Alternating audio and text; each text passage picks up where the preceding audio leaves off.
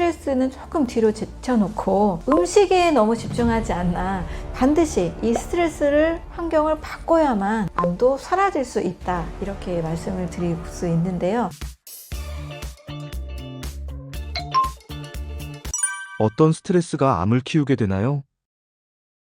암에 걸린 분들을 좀 공통적으로 보면 일단 다 그런 건 아니지만 확률적으로 속에 뭔가 자꾸 쌓아두는 분들이 많이 계십니다. 또 완벽주의적인 성향으로 긴장한 삶을 유지하셨던 분들이 많이 있습니다. 이제 그것은 교감신경 항진 상태가 오래 지속됐다라고 볼 수가 있습니다. 교감신경이 우세한 상태에서는 자율신경 작용이 잘 일어나지 않습니다. 자율신경이라는 말 자체를 보면요, 자율적인 거예요. 내가 호흡도 해야지 하고 호흡하고, 멈춰야지 하고 호흡 멈추고 이러지 않잖아요. 심장 박동도 마찬가지고 내 몸에서 일어나는 다양한 생리적인 반응들은 알아서 움직입니다.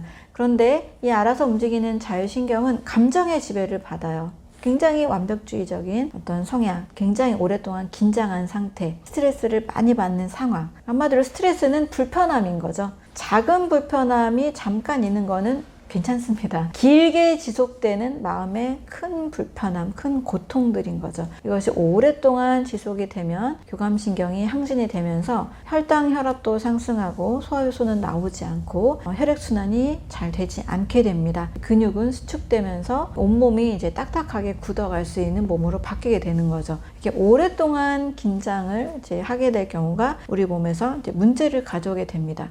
또 이 교감신경은 면역세포 중에서 이제 과립구, 호중구, 호상구, 회음구라는 과립구를 지배하고, 또 부교감신경, 반대신경이죠. 이완신경이라고 이해할 수 있습니다. 이완신경인 부교감신경은 NK세포나 대식세포나 이런 림프구, T세포, B세포 같은 림프구들을 주관합니다. 이제 암에 있어서는 일단 NK세포 활성도 검사 들어보셨듯이 NK세포가 활성이 되어야만 암세포를 잘 처리하는 작용을 할 수가 있습니다. 그래서 림프구들이 항진이 많이 돼야 면역력이 확 올라갈 수 있는 몸으로 바뀔 수가 있는데요. 림프구 항진이 되는 환경이 되려면 교감신경이 꺼지고 부교감신경이 켜져야만 합니다.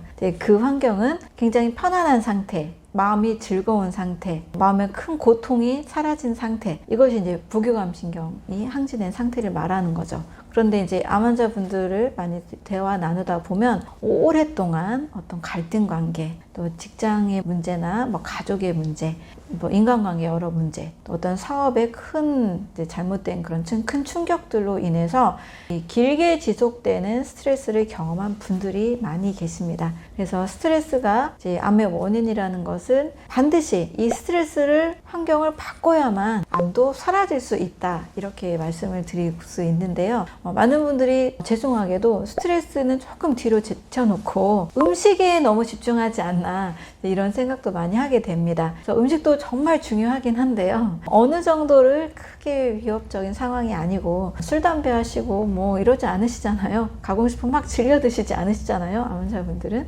근데 음식에 있어서는 어느 정도 좀 하시면 그 다음은 정말 스트레스라는 거, 이 교감신경과 부교감신경의 이 균형, 이것을 반드시 챙겨야만 다시 이제 우리 몸이 이 신경계와 면역세포들의 작용이 안정화가 되면서 면역력이 회복이 됩니다.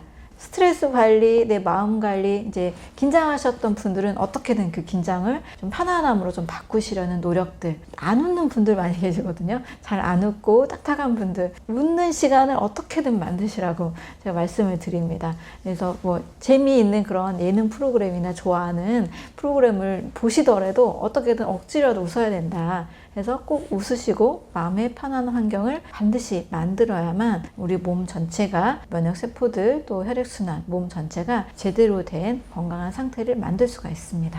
스트레스 감소 효과를 가장 빠르게 볼 수 있는 건 무엇인가요? 가장 빠르게 할 수 있는 것은 바로 호흡입니다. 우리 숨쉬기는 늘 하고 있잖아요. 하지만 의식하지 않고 무의식적으로 계속 호흡을 하고 있는데요. 교감신경이 우세하다라는 것은 굉장한 스트레스를 받고 있는 그 상황, 어떤 충격적인 그 상태 이때겠죠. 또 굉장히 힘든 분, 어떤 분만 떠올리면 막 숨이 가빠져, 이런 분들 계시는데 어떤 힘든 인간관계, 이런 것도 있을 수 있겠죠. 큰 충격이 왔을 때 호흡만 90초 정도 호흡만 신경을 써도 그때 나오는 나쁜 호르몬들이 싹 가라앉는다라는 연구 결과가 있습니다. 그래서 90초만 호흡에 집중하세요 라고 말씀을 드리고 싶어요. 아마 이제 충격적인 상황이나 어떤 경험을 하게 될 때는 정말 가슴이 막 뛰잖아요. 호흡이 막 가빠집니다. 그때 알아차리는 게 굉장히 중요하죠.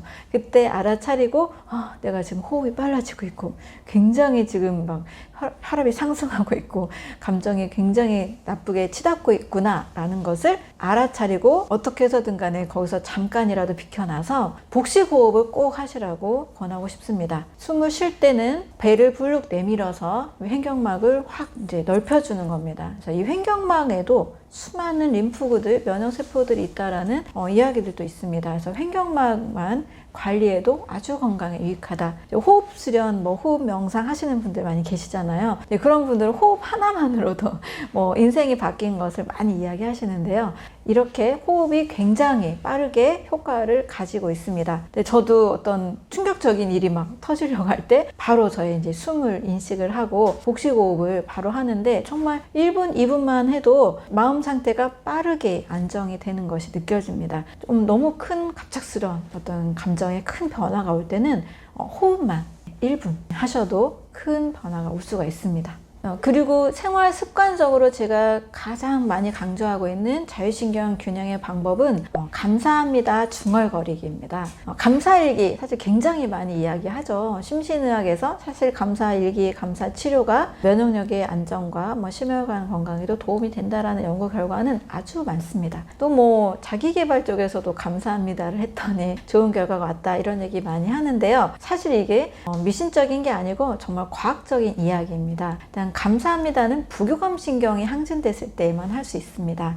교감신경이 항진되면 감사합니다가 안 나오죠. 긴장하고 스트레스 받으면 안 나오죠. 근데 정말 이렇게 뭔가 누군가를 떠올리고 좋은 일들을 떠올렸을 때 감사합니다. 정말 그건 감사한 일이었어. 정말 감사한 분이야. 감사합니다라는 이 느낌이 나오는 그 순간 자체는 부교감신경이 항진되는 일입니다. 그런데 이걸 반대로 해보는 거죠. 내가 감사한 상황이 됐으니까 감사한다. 이거는 이제 일반인들도 할 수 있는 건데 일상생활에서 좀 감사합니다가 잘 안 나오는 분들이 계시죠. 좀 일생에 한 번 하시는 이런 분들 계시죠. 근데 일상생활에서 늘 이걸 해보자는 거예요. 그냥 숨을 쉬듯이 걸어가면서도 하고 저도 운전하면서 하고 잠깐 아무 생각도 안 하고 멍 때리고 있다는 걸 인식했을 때마다 뭘 감사할까 계속 감사합니다를 계속 그냥 되뇌입니다. 하나하나 찾아서 감사하는 것도 너무 좋지만요. 그러려면 굉장히 많은 에너지가 필요해요. 수첩도 있어야 되죠. 핸드폰도 꺼놔야 되죠.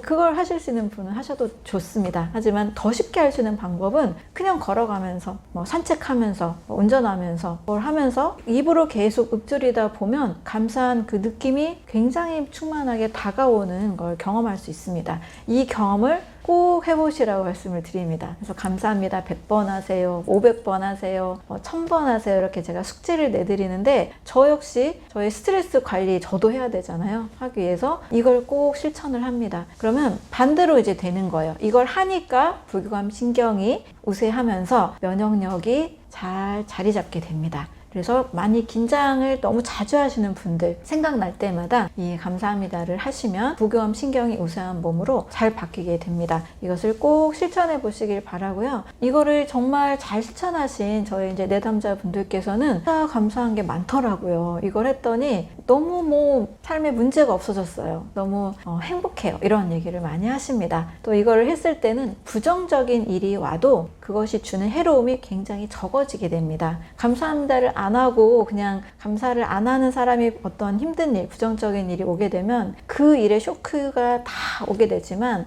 늘상 이 감사 습관을 하신 분들은 어떤 부정적인 일이 닥쳤을 때 이 일이 주는 또 다른 변화, 어떤 성장의 경험들, 배움들 이거를 즉각적으로 또 바로 해석하고 그것을 대처하는 힘이 상당히 긍정적으로 에너지가 상승하게 됩니다. 그래서 부정적인 일이 안 오는 게 좋으나 설령 우리가 올 수밖에 없는 상황이 또 있잖아요. 그럴 때도 대처 능력이 커진다라는 차원에서 굉장히 좋은 생활 습관이 될 수가 있습니다.